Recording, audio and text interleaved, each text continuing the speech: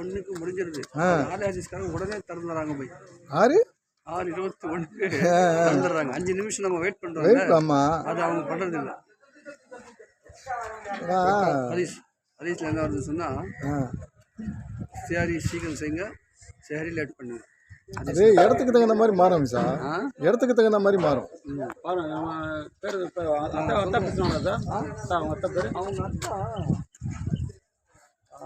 முக்தாரா சின்ன வெள்ளை ஒரு பயிர் உள்ளியா செல்ல வெள்ளை